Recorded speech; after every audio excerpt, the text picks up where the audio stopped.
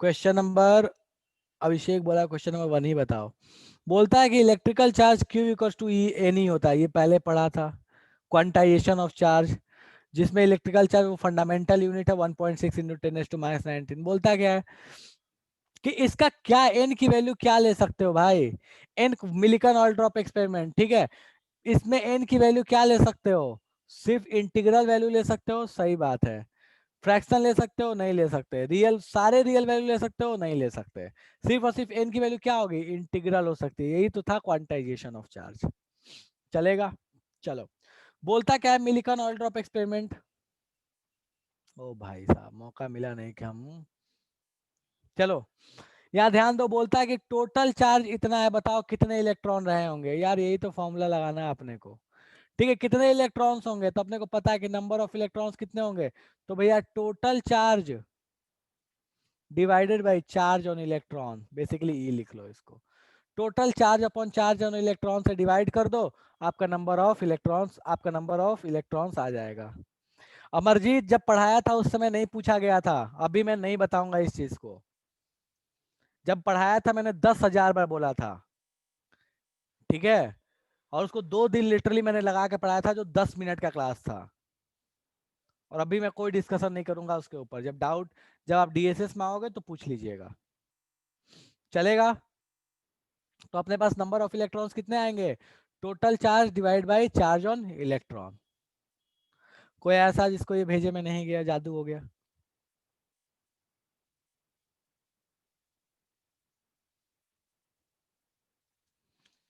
Question number 2 जिसका doubt था हो गया। चलो क्वेश्चन नंबर 3 to 7। नहीं यार, मतलब ऐसा नहीं है, कोई गुस्सा उस्सा नहीं होता, बस मेरे को ये अच्छा नहीं लगता है कि जब किसी चीज को मैं 10 बार पूछ रहा हूँ, बाबू समझ में आया नहीं आया बता दो, समझ में आया नहीं आया बता दो, ठीक है। और वो भी एकदम बिल्कुल आसान सी चीज, और उस समय कोई नहीं बोलता। और जब बाद में बोलते हो ना, तो उस समय लिटरली चाहे कोई भी हो यार, किसी को अच्छा नहीं लगता ये चीज सुन के। जब कोई पूछता है उस समय बताओ कि हाँ समझ में आया नहीं आया, जादू हो गया, प्रॉब्लम हो रहा है। अगर ये करते रहेंगे, पता है ये मतलब अक्टूबर का लास्ट डे है और हमारा सेकेंड चैप्टर चल रहा है। मेरे वजह, हाँ बिल्कुल मेरे वजह से चल रहा होगा कि मैं स्लो चला रहा हूँ, ऐसा है।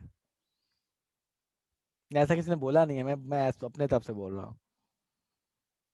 क्योंकि दिक्कत क्या है ना, समस्या ये है ना कि जब पढ़ाया जा रहा तो नहीं पढ़ना अपने को, लेकिन जब वो चैप्टर बीत गया, वो टॉपिक बीत गया, तब समस्या लेके आ रहे हैं कि सर वो समझ में नहीं आया था हमको। जब सामने खड़ा इंसान चिल्ला चिल्ला के 1000 बार बोलता है कि भैया नहीं समझ में आया पूछ लो, तो उस समय नहीं पूछना अपने को, उस समय हम नहीं पूछेंगे। क्या करते हो यार। चलो, जिसके भी डाउट्स हैं कोई कॉन्सेप्ट के रिगार्डिंग, जो बहुत इजी था पहले बता दिया है। डीएसएस ऑफलाइन रखूंगा, आ जाना आके पूछ लेना। मैं ट्राई करता हूँ कि कल ही रख दूँ डीएसएस, संडे के दिन ऑफलाइन रख दूंगा, आके पूछ लेना। देखता हूँ मैं, अगर रखूंगा डीएसएस तो आ जाना, और अगर उसके बाद पूछा तो दांत तोड़ दूंगा मैं। चलो नेक्स्ट, क्वेश्चन नंबर 7 तक हो गया, कोई समस्या नहीं है। क्वेश्चन नंबर 9, ठीक है।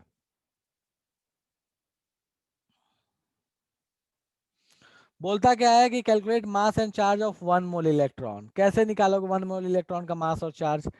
बाबू एक इलेक्ट्रॉन पे कितना चार्ज होता है अपने को पता है, एक इलेक्ट्रॉन का चार्ज पता है, एक इलेक्ट्रॉन का चार्ज पता है अपने को, मास पता है अपने को, दोनों पता है। 1 मोल पे कितना होगा, तो भैया मल्टीप्लाइड बाई एन है, मल्टीप्लाइड बाई एन है, ठीक है। बिल्कुल रिकॉर्डिंग देख लो यार, ये भी बहुत अच्छी चीज दीक्षा बोल रही है, रिकॉर्डिंग देख लो। सही बात है, रिकॉर्डिंग देख लो, वहां से कोई कॉन्सेप्ट जो अब फिर भी नहीं समझ में आया तो फिर आ जाओ, ठीक है। तो अपने को क्या है, एक इलेक्ट्रॉन का चार्ज पता है, एक इलेक्ट्रॉन का मास पता है अपने को। 1 मोल का क्या होगा, तो मल्टीप्लाइड बाई एन कर लो, 1 मोल का चार्ज 1 मोल का मास आ जाएगा।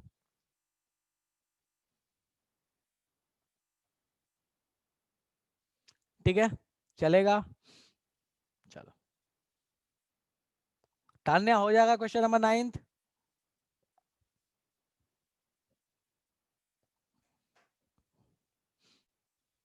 चलो क्वेश्चन नंबर 10 पे आते हैं। बोलता क्या है कि आयन है जिसका मास नंबर है 56।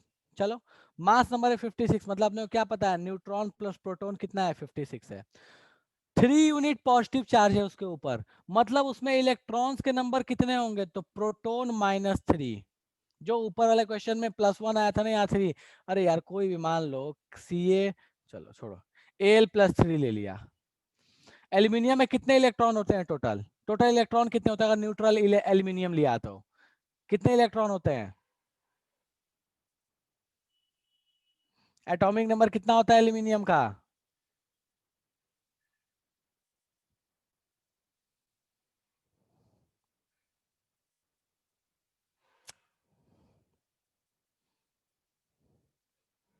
ठीक है, एटॉमिक नंबर 13 है, तो प्रोटॉन और इलेक्ट्रॉन दोनों 13 होंगे। +3 कर दिया इसमें, इसका मतलब क्या है, इलेक्ट्रॉन का नंबर कितना हो जाएगा, +3 का मतलब क्या हुआ, इलेक्ट्रॉन का नंबर हो गया 10। क्यों, क्योंकि 13 में से 3 इलेक्ट्रॉन निकाल दिया। तो अगर प्रोटॉन 13 थे तो इलेक्ट्रॉन 10 है, रिलेशन क्या आ रहा है, पी इलेक्ट्रॉन इक्वल टू क्या आ रहा है, प्रोटॉन का नंबर -3, क्योंकि यहाँ 3 प्लस चार्ज आया हुआ है, तो इलेक्ट्रॉन का नंबर क्या हो गया, P-3। अब बोलता क्या है कि बताइए, अगर अब उसके बाद बोलता क्या है, ठीक है, बिल्कुल वही है क्लास 8 का, ठीक है, क्लास, हाँ, बिल्कुल वही, सॉरी 8 क्लास बोल रहा हूँ, बिल्कुल 8 वाला का कॉपी है यार, कुछ नहीं है। उसका 30% मोर न्यूट्रॉन है, क्या करना है यार, इलेक्ट्रॉन से 30% मोर न्यूट्रॉन, ये इलेक्ट्रॉन है, न्यूट्रॉन कितना हो जाएगा, P-3 प्लस P-3 का 30%, 30/100, न्यूट्रॉन का नंबर आ गया ये। अब इसको उठाओ यहाँ ले आके पुट कर दो, क्या आ जाएगा आपको, इक्वेशन आ गई पी के टर्म में, प्रोटॉन का नंबर निकालो, पता चल जाएगा कौन सा एटम है। हो जाएगा, जादू हो जाएगा, ये बताओ मेरे को, हो जाएगा कि जादू हो जाएगा। चलो हो जाएगा, ठीक है, डन है, बढ़े आगे, चलो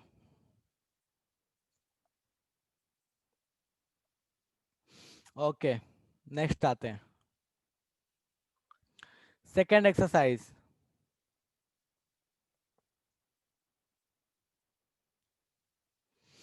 second exercise, in class exercise, question number 1 to 5, पहले 1 to 4 बताओ, level 1, 1 to 4।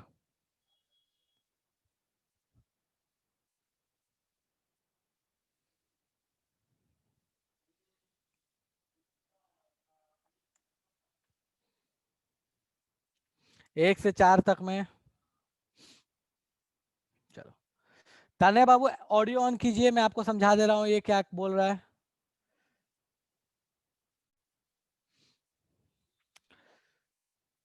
Tanya audio on कर लो। Yes sir. हाँ, क्वेश्चन नंबर 4 देखो क्या बोलता है, बोल रहा है कि काइनेटिक एनर्जी आपको the kinetic energy of electron ejected due to photo electric effect found is इतना, काइनेटिक एनर्जी आपको पता है। बोलता क्या है कि पॉजिटिव वोल्टेज कितना चाहिए। अच्छा याद है मैंने एक फॉर्मूला लिखा था, काइनेटिक एनर्जी को जब सब्स्टिट्यूट किया था तो बोलता था कि काइनेटिक एनर्जी को एक और भी टर्म में लिख सकते हैं, काइनेटिक एनर्जी को या तो ½ mv² लिख सकते हैं, या फिर E × स्टॉपिंग पोटेंशियल लिख सकते हैं, ये बताया था। ऑडियो ऑफ कर दिया क्या, ऑडियो ऑन कर लो तान्या, मैं परमिशन दे रहा हूँ, ऑडियो ऑन कर लो, सबको परमिशन दिया अभी, कोई ऐसा बकवास नहीं करना, ठीक है, हो जाएगा। अब बस बच्चा, अब यहाँ क्या करना है अपने को, ध्यान दो यहाँ पे, अपने को काइनेटिक एनर्जी पता है, चार्ज ऑफ इलेक्ट्रॉन पता है, स्टॉपिंग पोटेंशियल नहीं बता सकते, हो जाएगा। देखो मैं फिर से एक वो फॉर्मूला पूरा ही लिख रहा हूँ यहाँ पे, देखो ध्यान दो, energy of photon equals to होता है work function plus kinetic energy. ये क्या क्या हो सकता है, या तो hc/λ हो सकता है, या एच न्यू हो सकता है, दोनों में से किसी फॉर्म में दे सकता है, या एच न्यू हो सकता है। ये क्या क्या हो सकता है, या तो वर्क फंक्शन सीधे फाई के फॉर्म में दे दे, या फिर एच न्यू नॉट बोल दे, या फिर hc/λ0 बोल दे। और काइनेटिक एनर्जी क्या हो सकता है, या तो काइनेटिक एनर्जी खुद ही होगा, या ½ mv² हो सकता है, या EVS हो सकता है। ठीक है, चलेगा, हो जाएगा तान्या? चलो Yes, ठीक sir. है। ओके, क्वेश्चन नंबर 4 हो गया। 5 6 7, 5 6 7,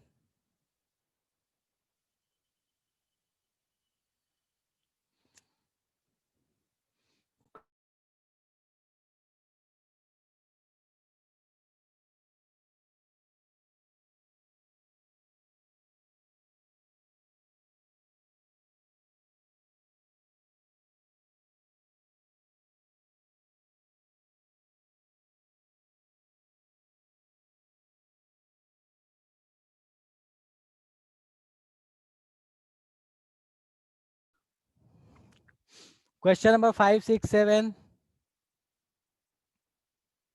कितनों ने इस एक्सरसाइज को सॉल्व किया है?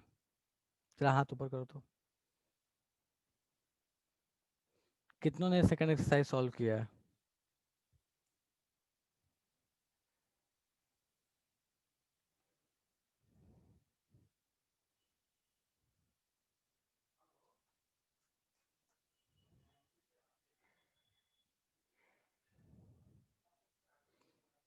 जो मेरे को सच में ये समझ में नहीं आ रहा है कि मैं क्या करूं। बताऊं, छोड़ दूं, क्या करूं?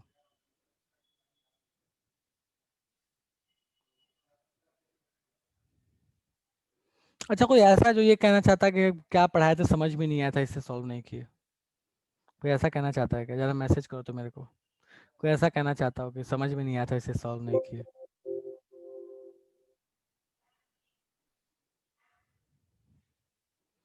मैसेज करो या हैंड रेज करो, कुछ भी बताओ जरा। पता ही नहीं, अपने को तो पता ही नहीं। मैसेज करो मेरे को कि समझ में नहीं आया था, इससे सॉल्व नहीं किए। पता नहीं क्या ही बता दिया था। बहुत मतलब क्या बोलते हैं उसको, रॉकेट साइंस था इसमें, इसलिए नहीं हुआ। मेरे को जानना है क्यों नहीं हुआ। या तो समझ में नहीं आया होगा। क्यों, आखिर क्यों नहीं हुआ है सॉल्व? मुझे रीजन बताओ ना यार, क्यों नहीं हुआ है?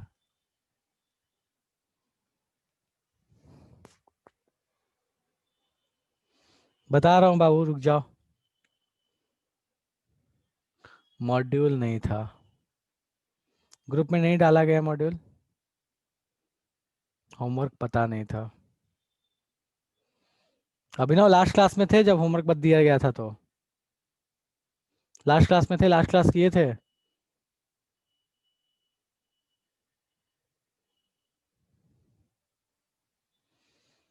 आगे बढ़ जाएंगे जब चीजें बाउंसर जाएगी ना। जब नो बॉल जाएगा, जब समझ में नहीं आएगा, जब ऐसा लगेगा ना कि टॉर्चर होना है, तब रोओगे फिर।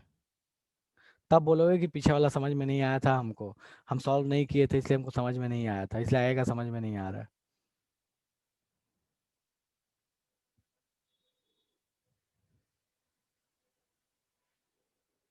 अभिषेक, ऑडियो ऑन करो तो।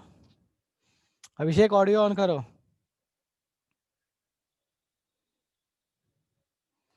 ऑडियो ऑन करो अभिषेक।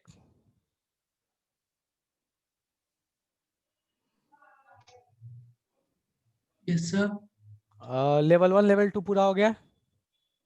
हाँ सर, बना लिए हैं। लेवल 1 का भी बनाए हैं, लेवल 2 का भी। उसमें लेवल 1 में सर हमारा एक तो कोड नंबर नहीं बना था, वो आप बता रही हैं। और एक तो सर इसका लेवल 3 का नहीं बना था, इसीलिए आपको हम बोले। अच्छा, लेवल 1 और लेवल 2 का एक एक क्वेश्चन नहीं बना है, बाकी लेवल 3 कुछ नहीं बना है, ऐसा कहना चाहते हो? Yes sir. लेवल 1 लेवल 2 का और सारे क्वेश्चन हो गए, मतलब 9 क्वेश्चन है, 9 क्वेश्चन में 7 क्वेश्चन तो कर लिया है, 8, हाँ 7 क्वेश्चन कर लिया है। यस सर, अच्छा, 7 क्वेश्चन बनाए हैं। हाँ बाबू बोलो। 7 क्वेश्चन बनाए हैं अच्छा, कौन कौन से क्वेश्चन नहीं हुए आपके? सर। 4 नंबर में हमको समझ में नहीं आया था वहां पर सर, ठीक है, अब इसीलिए समझ में आ हम गया? क्वेश्चन नहीं बनाए थे। अभी कोई पूछा था या पूछी थी तो समझ में आ गया। ठीक है, और लेवल 2 में? लेवल 2 में सर हमारा जो ये है ना सर, ये 9 नंबर और सर 9 नंबर का हमको यहाँ पर समझ में नहीं आया था, 9 नंबर ठीक है, मतलब इसीलिए 9 नहीं नंबर समझ बनाए में थे। नहीं आया, बाकी सारे हो गए। मोनोक्रोमेटिक, यस कोई सर, बात नहीं, 9 और नंबर सब समझ। बनाए हैं सर, और लेवल अच्छा 3 का भी हमसे नहीं बना। ठीक है, कोई बात नहीं, कोशिश किए थे नहीं हुआ, ओके, उसमें मेरे को कोई समस्या नहीं है, मेरे को उसमें कोई समस्या नहीं है। मेरे को समस्या बस इस बात से है कि जिन लोगों ने नहीं कोशिश किया है, सारे क्वेश्चन नहीं होते मैं ओके था उसके साथ, लेकिन कोशिश करने के बाद, जब नहीं कोशिश करते हो ना, फिर तुम अंदाजा नहीं लगा सकते कि मेरे मतलब मेरे को क्या फीलिंग होती है उस समय। मैं सच बता रहा हूँ, तुमको अंदाजा नहीं है। और लकीली ये ऑफलाइन क्लास नहीं है।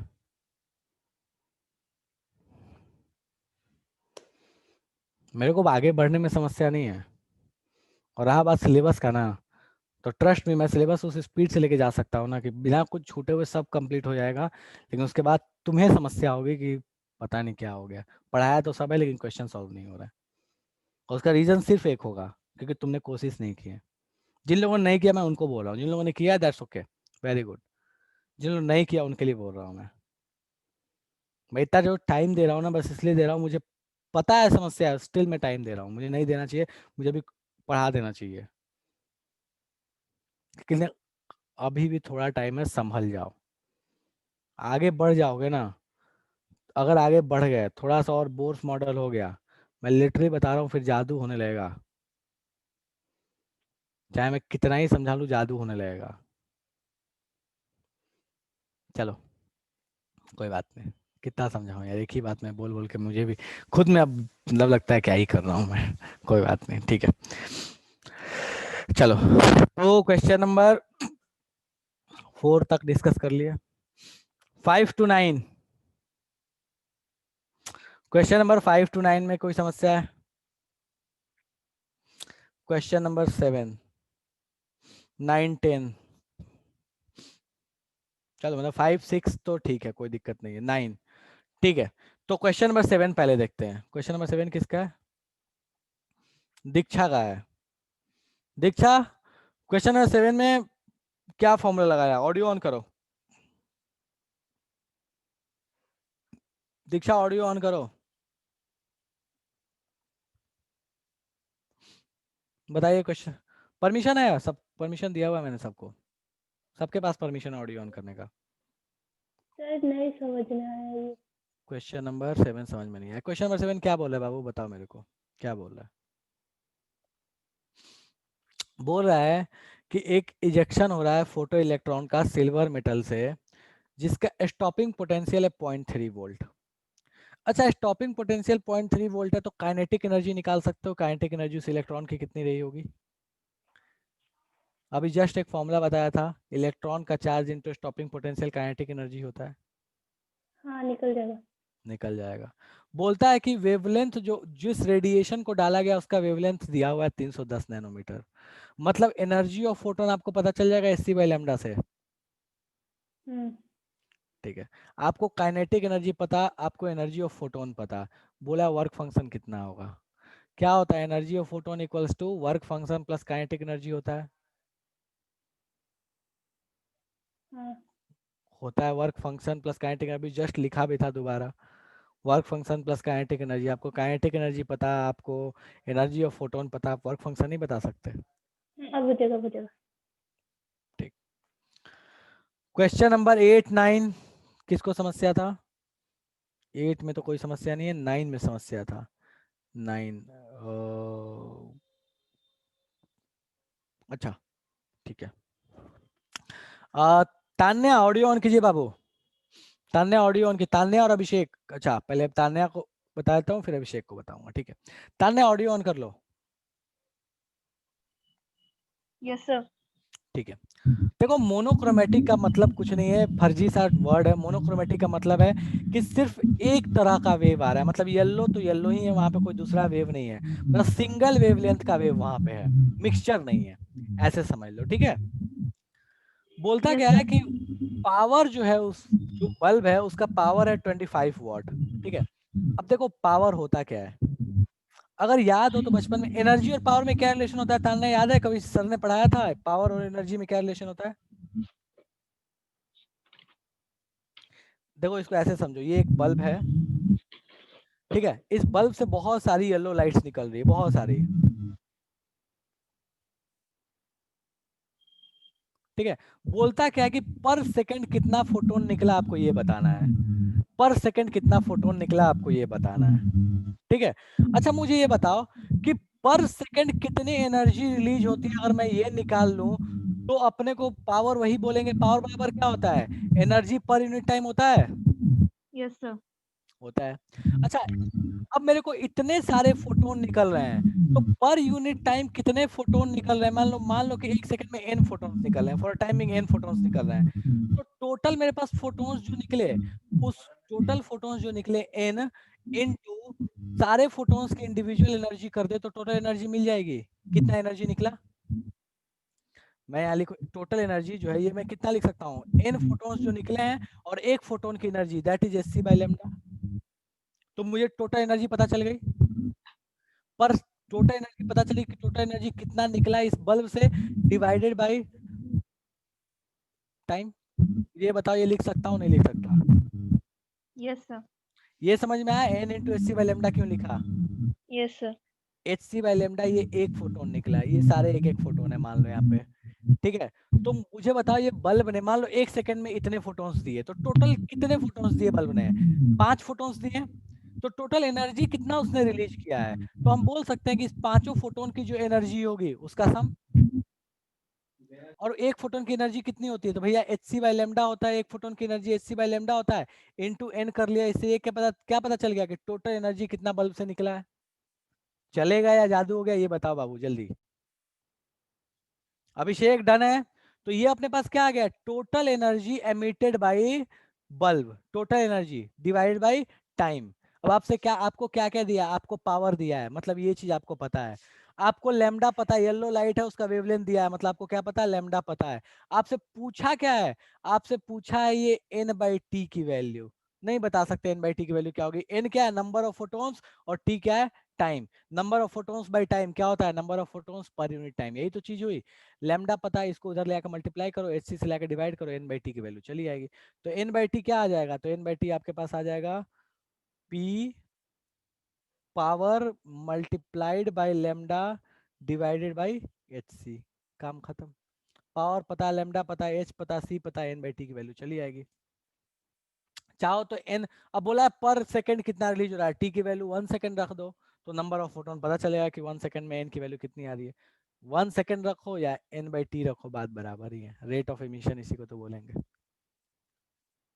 क्लियर है क्वेश्चन नंबर 9, जिसको इसको समस्या है, जिसको इसको समस्या है उसका क्वेश्चन नंबर 9 क्लियर है।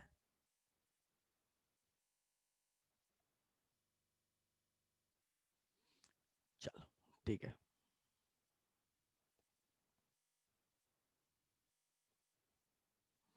ओके क्वेश्चन नंबर 10 पे आते हैं।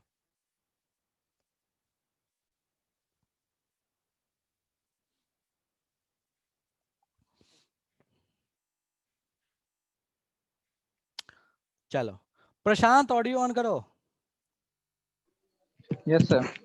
ठीक है, बोलता क्या है कि एक फोटोन है जिसकी फ्रीक्वेंसी है 10⁻15 पर सेकेंड, वो एक मेटल सरफेस पे हिट करता है, एक इलेक्ट्रॉन निकलता है जिसकी काइनेटिक एनर्जी आपको पता है। चलो ध्यान दो, आपको यहां से क्या पता चल जाएगा, फोटोन जो, उस फोटोन जो हिट किया उसका फ्रीक्वेंसी पता, और जो इलेक्ट्रॉन निकला उसकी काइनेटिक एनर्जी पता। फ्रीक्वेंसी पता फोटोन का H nu equals to five, ये तो पहले इक्वेशन लिख लेता हूँ, फाइव प्लस काइनेटिक एनर्जी, ये तो लिख सकता हूँ प्रशांत। Yes sir. फ्रीक्वेंसी पता जो हिट किया मतलब एच न्यू पता, yes sir. Kinetic energy electron का पता, मतलब कि ये चीज हमको पता है, यस सर। इससे उस मेटल का वर्क फंक्शन निकाल लोगे कितना आएगा, यस सर। निकल गया। अब आगे क्या बोलता है, determine the kinetic energy of electron emitted when a photon of a wavelength इतना hit on the surface.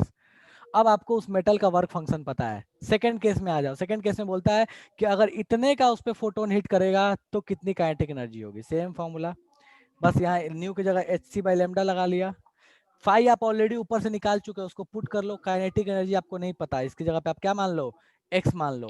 Lambda की वैल्यू पता, फाई आप ऊपर से निकाल चुके हो, एक्स की वैल्यू नहीं निकल जाएगी कि काइनेटिक एनर्जी कितना होगा जो फोटोन बाद में निकला, जो बाद में इलेक्ट्रॉन निकला है उसका काइनेटिक एनर्जी कितना होगा। आंसर सर नहीं आ रहा कैलकुलेशन एक बार चेक कर लो, एरर किए होगे। सर, इसमें लिखा हुआ आंसर में दिया हुआ एनर्जी मतलब इलेक्ट्रॉन निकला ही नहीं। तो हो सकता है इसका मतलब कि वर्क फंक्शन जो आया है, इसका मतलब अच्छा कब इलेक्ट्रॉन नहीं निकलेगा, जब वर्क फंक्शन की जो एनर्जी है वो बड़ी हो जाए अपने पास hc/λ से, याद आया। हाँ ठीक है आगे समझ में आया कि ये वाला जो Yes. सेकंड वाला केस है, इसका मतलब क्या हो गया होगा कि वर्क फंक्शन जो है ये बड़ा वैल्यू आया है, ये इस hc/λ से, मतलब इलेक्ट्रॉन तब तो निकलेगा ही नहीं अगर ऐसा हो गया तो। ठीक।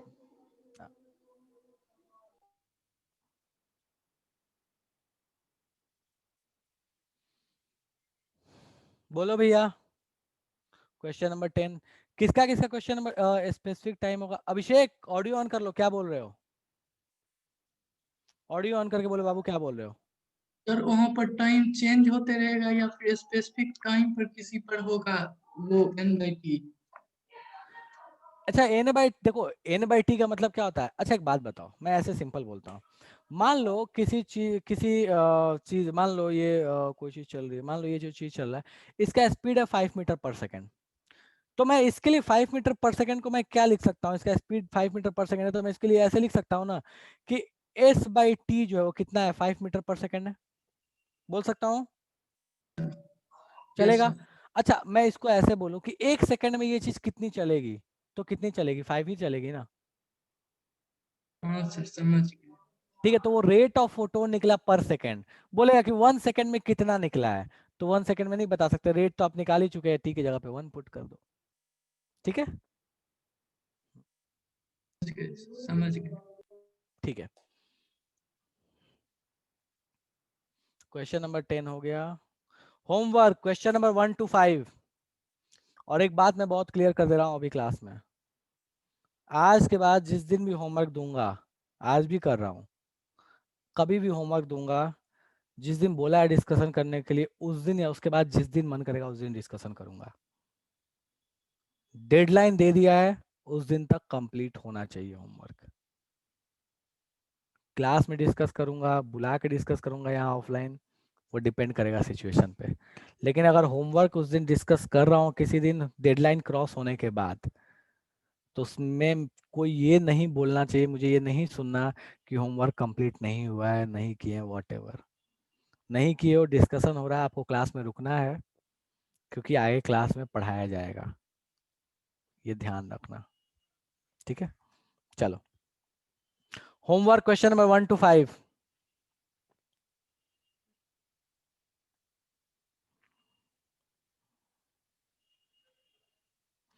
Homework question number 1 to 5।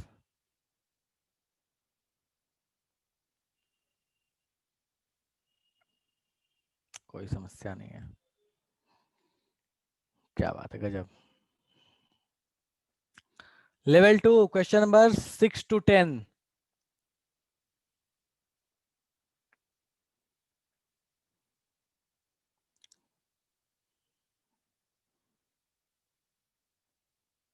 Prashant audio on करो। Yes sir.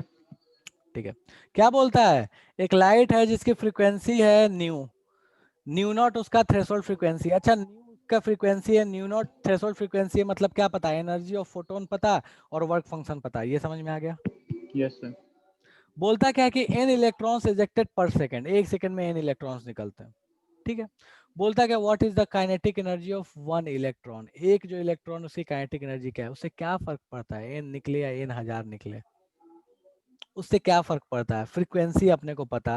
क्या हम जब फॉर्मूला लिखते हैं energy equals to energy of photon, energy of single photon हमेशा लिखते हैं, energy of single photon equals to work function plus kinetic energy. हमको उस बात से फर्क पड़ता है कि वहाँ 10 फोटोन है या 20 फोटोन है, काइनेटिक एनर्जी तो हर केस में क्या रहने वाली है, सेम रहने वाली है, सेम। चलेगा। Yes sir. ठीक, 9 10 question number 9 and 10।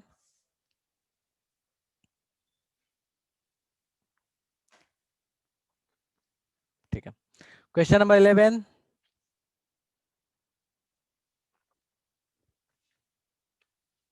Question number 10। Audio on कीजिए अभिषेक।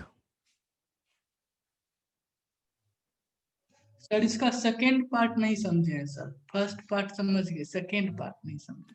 थ्रेशोल्ड फ्रीक्वेंसी वाला। हाँ सर। अरे वर्क फंक्शन और थ्रेशोल्ड फ्रीक्वेंसी में क्या रिलेशन होता है बाबू? वर्क फंक्शन इक्वल टू क्या होता है? एच इंटू न्यू नॉट होता है, वही तो डायरेक्ट रिलेशन होता है थ्रेशोल्ड फ्रीक्वेंसी के साथ। सर यहाँ पर जो काइनेटिक एनर्जी निकालने का रहा है ना, वो नहीं समझे कैसे निकालना है। Calculate the kinetic energy and the velocity of photo electron.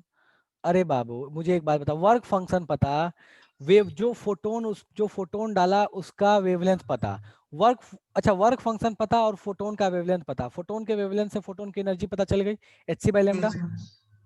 हाँ जो सर। कि 500 एनएम दिया है, उसका वर्क वेवलेंथ दिया हुआ है। वर्क फंक्शन 1.2 इलेक्ट्रॉन वोल्ट है, यूनिट बस चेंज कर लेना। अच्छा वर्क फंक्शन पता, एनर्जी ऑफ फोटोन पता, काइनेटिक एनर्जी नहीं बता सकते? तो सर वही सर यूज करेंगे वर्क फंक्शन जो ऊपर में दिया हुआ है। हाँ और क्या, कुछ अलग थोड़ी यूज करना, वही ना वर्क फंक्शन, अलग थोड़ी है। ठीक बस है थोड़ा सा सर, हो गया। कैलकुलेशन है, इलेक्ट्रॉन वोल्ट को चार मतलब कन्वर्ट करना जूल में, या फिर ये जो एनएम में दिया है इसको तुम सीधे इलेक्ट्रॉन वोल्ट में भी निकाल सकते हो, कोई समस्या नहीं है। फॉर्मूला बताया ना 1242/λ, वो यूज कर लो। एनर्जी बस काइनेटिक एनर्जी इलेक्ट्रॉन वोल्ट में आएगी। बोलता क्या वेलोसिटी कितना होगा, तो काइनेटिक एनर्जी का फॉर्मूला क्या होता है, हाफ mv²।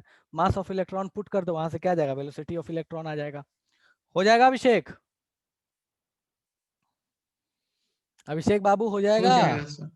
ठीक है, हो जाएगा सर। ठीक है। Question number 11।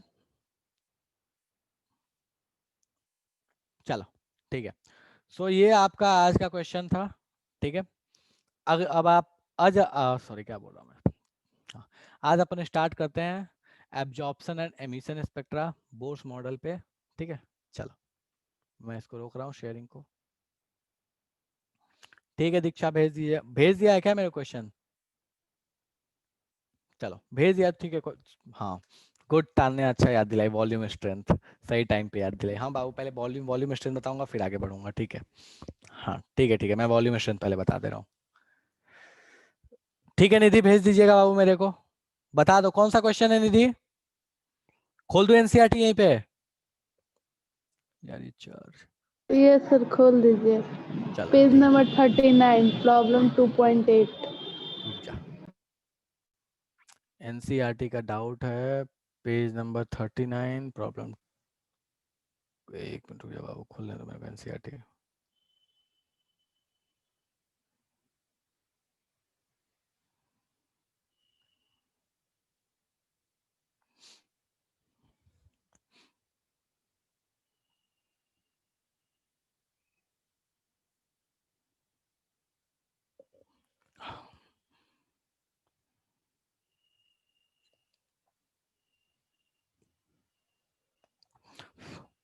चलो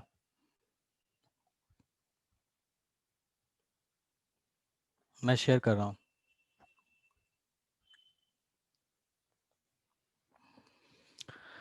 निधि यही क्वेश्चन है 2.8, अच्छा नीचे है, एक मिनट रुको। हाँ ये क्वेश्चन बोले बाबू।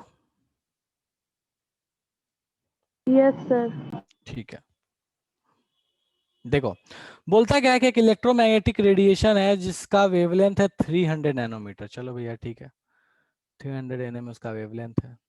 बोलता क्या है कि सरफेस पे आता है सोडियम के, ठीक है। इलेक्ट्रॉन एमिट होता है, उसका काइनेटिक एनर्जी है इतना, ठीक है।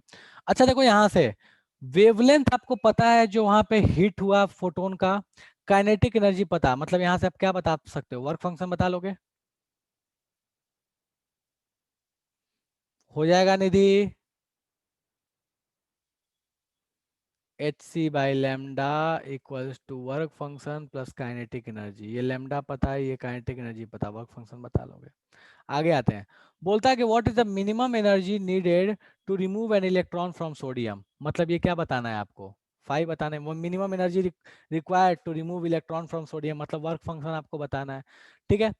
बोलता क्या है कि what is the maximum wavelength that will cause the photo electron to be emitted. Maximum wavelength मतलब आपको क्या बताना है, थ्रेशोल्ड वेवलेंथ बताना है। इसको इक्वेट कर देना किससे, hc/λ नॉट से, चलेगा। Yes sir. बस ये ध्यान रखना, ये काइनेटिक एनर्जी जूल पर मोल में दिया है, तो एक एटम के लिए निकाल लेना। तो एक एटम के लिए कैसे निकालोगे? Total kinetic energy divide by Na। हो जाएगा या जादू हो गया, ये बता दो। यस सर, हो जाएगा। ठीक।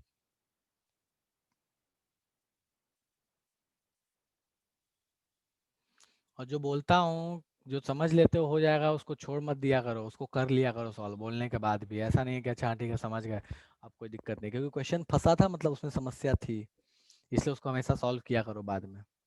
ठीक है, अभी बता दिया, उसको आराम से सॉल्व कर लेना। ठीक है, चलो।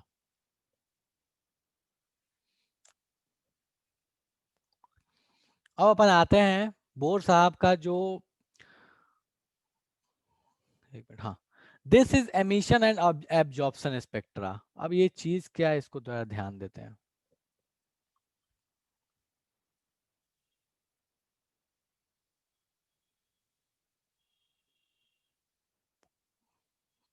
क्या मैसेज, एक मिनट रुको यार, अरे एक मिनट, मैं बहुत भुलक्कड़ हूँ यार। ठीक है, वॉल्यूम स्ट्रेंथ, ठीक है ठीक है ठीक है, वॉल्यूम स्ट्रेंथ, रुक जाओ रुक जाओ। ठीक है, चलो देखो, वॉल्यूम स्ट्रेंथ का मतलब क्या होता है, समझो पहले वॉल्यूम स्ट्रेंथ का मतलब क्या होता है। वॉल्यूम स्ट्रेंथ का मतलब होता है, अगर मैं H2O2 के रेस्पेक्ट में बात करूं तो H2O2 क्या बोलते हैं कि H2O2 जब डिसोसिएट होता है तो ये दे देगा H2O और साथ में दे देगा O2। अगर गौर फरमाओगे तो ये एक डिसप्रपोर्शनेशन रिएक्शन है। कैसे? ऑक्सीडेशन नंबर यहाँ -1, यहाँ -2 और यहाँ 0। तो भैया एक तरफ ये क्या हो गया, रिड्यूस, और दूसरी तरफ क्या हो गया, ऑक्सीडाइज। ठीक है, बैलेंस करके लिखो तो यहाँ हाफ लगा लो। अब बोलता क्या, वॉल्यूम स्ट्रेंथ क्या बोलता है कि इसका, देखो ध्यान दो, इसका मोलरिटी मतलब एक्स मोलर, मैं इसका कितना मोलर का सॉल्यूशन लूं जिसका वॉल्यूम 1 लीटर हो। ध्यान देना, मैं इसके कितने मोलर का सॉल्यूशन लूं जिसका वॉल्यूम 1 लीटर हो, और वो मुझे ध्यान दो, वो मुझे ये जो O2 है, ये O2 मुझे दे दे 22.4 litre. That is the volume strength. ठीक है, इसको थोड़ा सा अलग तरीके से मैं समझाने की कोशिश करता हूं, ध्यान दो, ये सबको हटाओ। इसको आसान भाषा में ऐसे समझो कि इसका 1 लीटर ले लिया, इसका 1 लीटर ले लिया, इसका 1 लीटर जितना दे दिया आपको O2, एक आसान भाषा में मैं बोलूं कि इसका 1 लीटर आपको जितना दे दिया O2, वही उस सॉल्यूशन का हो गया वॉल्यूम स्ट्रेंथ। ठीक है, अगर मान लो कि इसकी मोलैरिटी होती, इसकी मोलैरिटी, इसका सीधा फॉर्मूला आता है बट कोई बात नहीं, इसको भी समझ लो ऐसे, इसका मान लो मोलैरिटी होता 1 मोलर, तो 1 मोलर इंटू 1 लीटर, कितने मोल्स आ गए H2O2 के? 1 मोल्स आ गए। मोल्स कितना आ गया? 1। ये 1 मोल के लिए O2 कितना मिलेगा? हाफ मोल मिलेगा। और हाफ मोल का वॉल्यूम कितना होता है, याद करो, एनटीपी पे हाफ मोल का वॉल्यूम कितना हो जाएगा? 22.4 डिवाइड बाई 2, 11.2, मतलब इसका वॉल्यूम स्ट्रेंथ कितना हो गया? 11.2। ये हो गया इसका वॉल्यूम स्ट्रेंथ। तो बेसिक फंडा क्या है? बेसिक फंडा ये है कि जो आपने H2O2 लिया है, जो आपने H2O2 लिया है उसका 1 लीटर ले लो, वो जितना O2 दे देगा वही उस सॉल्यूशन का वॉल्यूम स्ट्रेंथ कहलाएगा। मुझे इतना बता दो, ये समझ में आया या नहीं आया? 1 लीटर लो, वो जितना O2 देगा वही उसका वॉल्यूम स्ट्रेंथ कहलाएगा। ओके और नॉट? सर ये केवल H2O2 के ही साथ अप्लाई होता है? और भी बहुत सबके साथ अप्लाई होता है, बट अभी फिलहाल अपन H2O2 पे फोकस कर रहे हैं। ओलियम के लिए भी अप्लाई होता है, बहुतों के लिए अप्लाई होता है, बट अपने सिलेबस में नहीं है, इवन ये भी सिलेबस में नहीं है, बट ठीक है क्वेश्चन आ जाता है इसलिए कर लेते हैं अपन। सिंपल सा, 1 लीटर अगर कोई भी दूसरा दे दिया, मान लो कोई भी दे दिया, अगर अपने कोई रिएक्शन दूसरी दे दी, उसमें भी अपने को यही देखना है कि अपने को वो सॉल्यूशन 1 लीटर लेने पे ऑक्सीजन गैस कितना मिलेगा, जितना ऑक्सीजन गैस मिलेगा उस सॉल्यूशन का वॉल्यूम स्ट्रेंथ वही होगा। That's all. 1 मोलर लिया तो वॉल्यूम स्ट्रेंथ कितना आ गया? 11.2।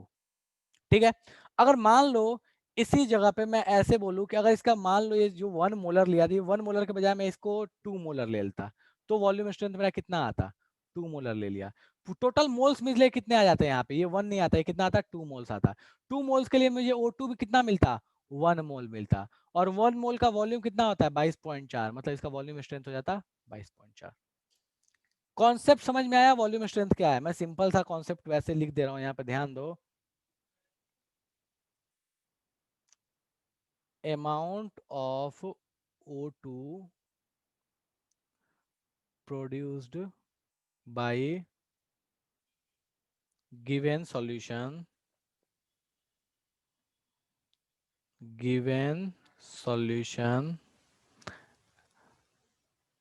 having volume 1 litre. 1 litre volume ले लो, वो जितना O2 प्रोड्यूस करेगा उस सॉल्यूशन का वॉल्यूम स्ट्रेंथ वही होगा। चलेगा? इतना बता दो मुझे, चलेगा या समस्या है इसमें? डन है? ठीक है, फॉर्मूला सीधे ध्यान रखो, इसका फॉर्मूला अब यहीं से अपने को दिख रहा है कि 1 मोल के लिए 11.2, 2 मोल के लिए 22.4। इसका मतलब क्या हो गया? वॉल्यूम स्ट्रेंथ का सीधे सीधे अपने को फॉर्मूला यहाँ क्या दिख रहा है? अपने को दिख रहा है कि वॉल्यूम स्ट्रेंथ इक्वल्स टू, सीधे दिख रहा है अपने को, that is molarity into 11.2। Molarity into 11.2, molarity 1 तो वॉल्यूम स्ट्रेंथ 11.2, मोलैरिटी 2 22.4, काम खत्म। कोई ऐसा में नहीं है जादू हो गया? क्लियर है या जादू हो गया, ये बता दो मेरे को। पार है?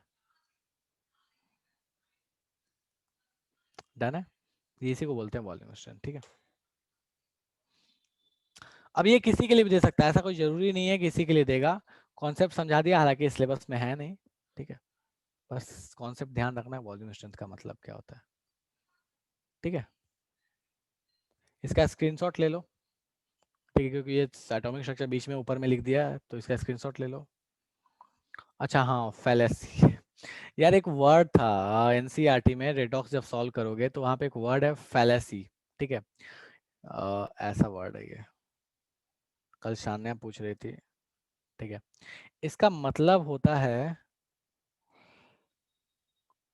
रॉन्ग ऑक्सीडेशन स्टेट या oxidation number calculated due to formula. Simple सा, कैलकुलेटेड ड्यू टू फॉर्मूला, मतलब आप फॉर्मूला लगा के जो गलत ऑक्सीडेशन नंबर निकालते हो उसी को बोलते हैं फैलेसी। ठीक है, मतलब क्या हुआ, एक एग्जांपल के तौर पर देख लेते हैं।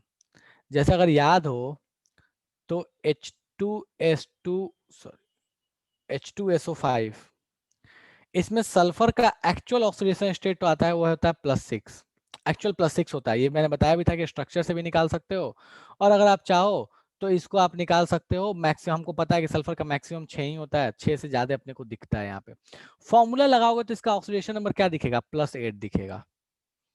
यहाँ पे ऑक्सीजन का 2 पुट कर दो, यहाँ हाइड्रोजन का 1 पुट करो, तो फॉर्मूला लगाओगे तो +8 दिखेगा, लेकिन एक्चुअल होता है +6। तो ये जो +8 है ना, इसी को बोलते हैं इसका फैलेसी। ठीक है, मतलब H2SO5 का फैलेसी। ठीक है, वो क्या हो गया? +8, या फैलेसी ऑक्सीडेशन नंबर, कुछ ऐसे लिखा होता फैलेसी या फैलेसी ऑक्सीडेशन नंबर। ये फैलेसी वर्ड जब भी आया तो उसका मतलब हो गया ये +8। कभी आज तक क्वेश्चन आया नहीं है इस पे। ठीक है, तो इस चीज को ध्यान रखिएगा, चलेगा? मतलब कॉम्पिटेटिव एग्जाम या फिर बोर्ड बोर्ड में तो कभी नहीं आया है। सर बोलो बाबा। वॉल्यूम स्ट्रेंथ का यूनिट मोल होगा ना? वॉल्यूम स्ट्रेंथ का यूनिट मोल नहीं होगा, मतलब ऐसे बोल सकते हो कि ठीक है। देखो उसकी कहानी कैसी है। कहाँ गया? हाँ, इसको डिफाइन कैसे किया गया कि amount of O2 produce by given solution having volume 1 litre. ठीक है, तो यहाँ मोलैरिटी पुट कर दो, यहाँ वॉल्यूम स्ट्रेंथ जो होगा वो यूनिट वाइज 1 नहीं आएगा, वो सिंपल वॉल्यूम स्ट्रेंथ लिख के ही देगा। ज्यादा से ज्यादा अगर ये देगा यूनिट वाइज तो ऐसे लिख के देगा आपके पास लीटर या लीटर पर मोल, ऐसे लिख के दे देगा। सॉरी, लीटर पर मोलर, माय बैड, लीटर पर मोलर ऐसे लिख के देगा। या तो लीटर या लीटर पर मोलर लिख के देगा, ना कि मोल लिख के देगा। ठीक है, बाकी कभी ऐसा यूनिट आता नहीं, वो सिंपल वॉल्यूम स्ट्रेंथ ही लिख के देता है। ठीक है, वॉल्यूम स्ट्रेंथ एक्चुअल में देखो, वॉल्यूम स्ट्रेंथ क्या है ना, उसका रीजन क्या था। देखो वो उसको जब बनाया गया तो वो बनाया गया था सबसे पहले H2O2 के रेस्पेक्ट में कि H2O2 जो है अपने पास वो कितना पावरफुल है, वो बताने के लिए इसका यूज किया गया था कि H2O2 कितना पावरफुल है। ठीक है, चलो ओके, तो डन है। अब अपन आते हैं इधर इमिशन और एब्जॉर्प्शन स्पेक्ट्रा पे। इमिशन और एब्जॉर्प्शन स्पेक्ट्रा था क्या, तो देखो गौर फरमाए, इमिशन एब्जॉर्प्शन स्पेक्ट्रा है क्या। देखो बोर साहब कहते हैं उन्होंने एक एक्सपेरिमेंट किया, ठीक है। उस एक्सपेरिमेंट ने एक किसका ऑडियो होने यार, एक मिनट रुको। उन्होंने एक एक्सपेरिमेंट किया और उस एक्सपेरिमेंट से बहुत सारी चीजें निकल के आई जिसकी वजह से बोर्स मॉडल एक्चुअल में बन पाया। वो एक्सपेरिमेंट कुछ ऐसा है कि उन्होंने हाइड्रोजन लिया, हाइड्रोजन गैस लिया और हाइड्रोजन गैस पे से ना व्हाइट लाइट को पास कराया। सिंपल था, इसमें मत मतलब ये कैसे ये कॉम्प्लेक्स डायग्राम बनाया, इस पे मत जाओ। व्हाइट लाइट को पास कराया। ये व्हाइट लाइट जो है, ये व्हाइट लाइट जो आ रहा है यहाँ पे, ये व्हाइट लाइट दोनों ही, ये व्हाइट लाइट आ रहा है। इस व्हाइट लाइट को उन्होंने क्या किया, फिर प्रिज्म के थ्रू इसको पास करा दिया। जब इस व्हाइट लाइट को प्रिज्म के थ्रू पास कराया तो उन्हें दिखा क्या कि 7 कलर्स जो थे वो कंटिन्यूटी में दिखने चाहिए थे, जो कि दिखे, कोई समस्या नहीं था। लेकिन बीच बीच में क्या था, कहीं कहीं बीच बीच में ऐसा था कि वो जो 7 कलर्स दिखते थे उसमें बीच बीच में ब्लैक लाइनिंग्स दिखती थी। इस वाली चीज को ध्यान दो, इस वाली चीज को ध्यान दो, ठीक है। उसमें बीच बीच में क्या दिखता था, लाइनिंग दिखता था, ठीक है। ये वाला उल्टा, ये वाला डायग्राम है, ये वाला बेसिकली देखो, यहाँ से लाइट आ रहा है, यहाँ पे ये हाइड्रोजन गैस है, ठीक है, इससे लाइट पास ही है, ये प्रिज्म है, इस प्रिज्म से पास कराया गया। तो दिखा क्या उनको, ये बीच बीच में ब्लैक लाइनिंग्स दिखे। तो फिर उन्होंने बोला यार ऐसा क्या हो गया कि ये जो हाइड्रोजन गैस से हमने जब व्हाइट लाइट को पास कराया तो ये ब्लैक लाइंस क्यों दिख रही हैं, समझ में नहीं आ रहा है। मतलब वहां वाला जो फोटोन है, उस वेवलेंथ का जो फोटोन है वो गायब है। जहां ब्लैक लाइन है, मान लो कि ये ब्लैक लाइन जो है इसका वेवलेंथ, ये जो ब्लैक लाइन है यहाँ पे जो फोटोन होता है उसका मान लो वेवलेंथ होता है 600 नैनोमीटर, तो वो गायब है, ठीक है। उसी तरह से और भी गायब है, ये वाला गायब है, ये वाला गायब है, ये वाला गायब है, ये वाला गायब है, ये वाला गायब है। तो उन्होंने सोचा यार ऐसा क्यों हो रहा है कि हाइड्रोजन से पास करा रहे हैं तो ये वाला जो खास तरह के फोटोन है, खास वेवलेंथ वाले फोटोन है, वो गायब हो जा रहे हैं। जस्ट इसका अपोजिट काम किया कि वो जो व्हाइट लाइट था, एक तरीके से मान लो कि उस व्हाइट लाइट को बंद कर दिया। अब व्हाइट लाइट को जैसे बंद किया तो उनको दिखा क्या कि यार व्हाइट लाइट को बंद करने के बाद ये स्क्रीन पे कुछ नहीं दिखना चाहिए था, क्योंकि अब लाइट तो है ही नहीं। तो उन्होंने देखा क्या कि जो जो फोटोन, जैसे व्हाइट लाइट को उन्होंने ऑफ कर दिया, मान लो ये व्हाइट लाइट ऑफ हो गया, तो देखा गया कि जहां जहां ये ब्लैक लाइनिंग्स दिखती थी वहां वहां ये कलर्स दिखने लगे, और अदर पोजीशन जहां पहले से लाइट था वो ब्लैक हो गया। मतलब क्या कि जो जो फोटोन पहले गायब हो गए थे वो लाइट ऑफ करने के बाद वो वापस दिखने लगे। इसका मतलब क्या हुआ, इसका मतलब ये हुआ, वो ये कहना चाहते हैं कि इन फोटोन्स को जो गायब हुए हैं, वो जो जो बीच में ब्लैक लाइंस हैं, वो जो फोटोन्स जो गायब हुए हैं उसको हाइड्रोजन ने एब्जॉर्ब कर लिया है पहले, और जैसे लाइट को बंद कर दिया गया उन्हीं फोटोन्स को हाइड्रोजन ने क्या कर दिया, रिलीज कर दिया, एमिट कर दिया है। इस वजह से बाद में उनके जगह पे कलर्स दिख रहे हैं और अदर जगह पे ब्लैक दिख रहा है। पहले उनके जगह पे ब्लैक क्यों दिख रहा था, क्योंकि उन सारे फोटोन्स को उसने एब्जॉर्ब कर लिया था हाइड्रोजन गैस ने। तो अब सवाल ये उठता है कि आखिर हाइड्रोजन गैस ने, दो चीजें, हाइड्रोजन गैस ने पहले तो फोटोन एब्जॉर्ब किया क्यों, और किया, डन है, तो फिर वो स्पेसिफिक कोई क्यों किया, वो कहीं से किसी को कर लेता, उसको ऐसा क्या था कि ऐसे ऐसे फिक्स है किसी को किया। और जो इसमें किया, अगर इसको 10 बार एक्सपेरिमेंट को किया जाए तो बार बार वही फोटोन्स और वही जगह ब्लैक लाइंस मिलती थी। मतलब वो हाइड्रोजन गैस का डिसाइडेड फैक्टर था कि यार हाइड्रोजन गैस कौन कौन से फोटोन को एब्जॉर्ब करेगा। तो फिर उनका अब जो है वो सोचने लगे कि यार ऐसा क्या है हाइड्रोजन गैस में कि वो खास तरह के फोटोन को ही एब्जॉर्ब करता है, खास तरह के फोटोन को ही एमिट करता है, ऐसा क्या है उसमें। और इसी पे जब उन्होंने रिसर्च किया तो जो बोर साहब की कमियां थी वो अच्छी, मतलब उनमें इंप्रूवमेंट आए, उनमें उनको सुधार कर लिया। तो उनका जो मॉडल था वो इसी बेस पे था कि खास तरह के फोटोन्स को वो हाइड्रोजन गैस एब्जॉर्ब करता है और उन्हीं तरह के फोटोन्स को वापस रिलीज करता है। अब कुछ लोगों ने क्या किया ना कि जो जो फोटोन्स गायब हुए थे उन सारे फोटोन्स के वेवलेंथ में रिलेशन ढूंढने की कोशिश की, और एक बड़ा अच्छा मैथमेटिकल रिलेशन मिला जो जो फोटोन्स गायब हुआ था उनके वेवलेंथ में, और वो रिलेशन कुछ इस तरीके का था, वो रिलेशन कुछ इस तरीके का था। और ये जो अभी फॉर्मूला बता रहा हूं इसको रट्टा मार जाना, वो जितने भी वेवलेंथ्स गायब हुए थे उनके बीच में रिलेशन कुछ इस तरीके का था, are 1/n1 square minus 1/n2 square. ठीक है। ये लैम्डा है वो वेव, ये लैम्डा है उस वेव का वेवलेंथ, या ऐसे बोल लो उस फोटोन का वेवलेंथ जो गायब हुआ या फिर गायब हुआ मतलब एब्जॉर्ब हुआ, उसको बोलते हैं एब्जॉर्प्शन स्पेक्ट्रा। यहाँ ध्यान दे लेना, इस केस में जहां जहां ये ब्लैक लाइंस दिखी हैं, क्योंकि यहाँ पे फोटोन्स गायब हुए तो बोला गया एब्जॉर्प्शन स्पेक्ट्रा, और यहाँ पे फिर वो वापस मिल गया फोटोन तो बोला गया एमिशन स्पेक्ट्रा। सिंपल सा, जिसमें फोटोन एब्जॉर्ब हुआ एब्जॉर्प्शन, और जिसमें एमिट कर दिया हाइड्रोजन ने वो एमिशन स्पेक्ट्रा। तो दोनों केस में फोटोन्स तो सेम ही थे, चाहे वो गायब होने वाले एक में बोलो और दूसरे केस में वो दिखने वाले बोलो। तो दोनों केस में जो फोटोन्स गायब हुए या दिखे, एमिशन और एब्जॉर्प्शन स्पेक्ट्रा दोनों में, एमिशन में या एब्जॉर्प्शन स्पेक्ट्रा में, दोनों में ही जो फोटोन्स गायब हुए हैं या दिखे हैं, उनके वेवलेंथ के में एक खास तरह का रिलेशन था। वो रिलेशन ये था, वो सारे वेवलेंथ जो थे वो इस रिलेशन को फॉलो करते थे। यहाँ आर एक कांस्टेंट है, जिस कांस्टेंट का नाम है रिडबर्ग कांस्टेंट। आर एक कांस्टेंट है जिसका नाम है रिडबर्ग कांस्टेंट। ये एक साइंटिस्ट है भैया जिनके ऑनर में ये दिया गया है, रिडबर्ग कांस्टेंट। इसकी वैल्यू होती है 1.1, लगभग 1.1 इंटू 10⁷ मीटर इनवर्स, ये इसकी वैल्यू होती है लगभग। एब्सोल्यूट वैल्यू नहीं है, एब्सोल्यूट वैल्यू देखोगे तो एनसीईआरटी में अलग दिया हुआ है, ठीक है। बट याद करने के लिए इसको याद कर सकते हो, 1.1 इंटू 10⁷ मीटर इनवर्स। कोई बोलेगा कि यहाँ 5 दिया हुआ है बहुत जगह पे, तो जहाँ 5 देगा बच्चा वहां ध्यान देना, वो मीटर इनवर्स के बजाय सेंटीमीटर यूज करता है, ठीक है। तो ये आर की वैल्यू है 1.1 इंटू 10⁷ मीटर इनवर्स। ये याद, ये यूज करोगे कभी समस्या नहीं होगा, ठीक है। वरना एनसीईआरटी देखोगे तो 1097 ऐसे करके वैल्यू लिख के देता है, ठीक है। ये n1 n2 क्या चीज है, तो भैया ये n1 n2 जो दोनों ही हैं, ये दोनों नेचुरल नंबर्स हैं। नेचुरल नंबर्स मतलब क्या हो गया, 1 2 3 4, ठीक है। तो ये एक खास तरह का रिलेशन मिला, जो जितने भी वेव्स वहां गायब हुए या जितने वहां पे वापस मिले, उनके बीच का वो सारे वेवलेंथ, सारे ही वेव्स का वेवलेंथ जो था वो इस कंडीशन को सेटिस्फाई करता था। अब उन्होंने इस पे रिसर्च किया कि भैया ऐसा क्यों है, क्या कहानी है। तब जाके बाद में पता चला कि भैया देखो यहाँ पे तो कुछ अलग ही तरह की कहानी चलती है, जो रदरफोर्ड साहब नहीं बता पाए। अब इसके बारे में अपन अगली क्लास में चर्चा कर लेंगे, ठीक है। बाकी इस फॉर्मूले को रट्टा मार जाना, अगली क्लास में आपको रिडबर्ग कांस्टेंट याद रखना, और एमिशन और एब्जॉर्प्शन स्पेक्ट्रा क्या होता है याद रखना। एक बार एनसीईआरटी का रीडिंग डाल लेना, ठीक है। और अगर एक्स्ट्रा क्लास कल रखी जाती है तो आपको मिल जाएगा, उसके लिए नोटिफिकेशन आपको दे दिया जाएगा, ठीक है। वैष्णवी बोल रही है हाइड्रोजन ही क्यों।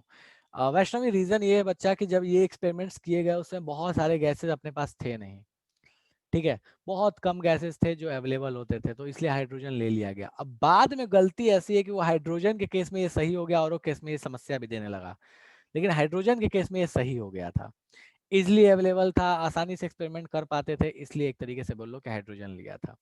हीलियम में ये बहुत मुश्किल था, इसलिए हीलियम को नहीं लिया गया, ठीक है। तो ये कहानी है, इसके बारे में अगले क्लास में चर्चा करेंगे। बाकी होमवर्क कंप्लीट कर लीजिए जिन लोगों ने नहीं किया है, और अगर कल डीएसएस रखते हैं तो कल ओपन डीएसएस रखेंगे, जिसको जो भी समस्या वो आके पूछ सकते हो। बट उसके रिगार्डिंग आपको ग्रुप में नोटिफिकेशन अगर मिलता है तो ही, तो आपको ग्रुप में अगर देखते हैं कैसा अरेंजमेंट होता है उसके अकॉर्डिंग आपको बता दिया जाएगा, ठीक है। चलो ठीक है, सो ये कहानी है आपकी एब्जॉर्प्शन और एमिशन स्पेक्ट्रा की। अगले क्लास में इसको आगे कंटिन्यू करेंगे, फॉर्मूला ध्यान रखिएगा, ठीक है। चलो टाटा बाय बाय। ओके बेटा, thank you, bye bye, thank you.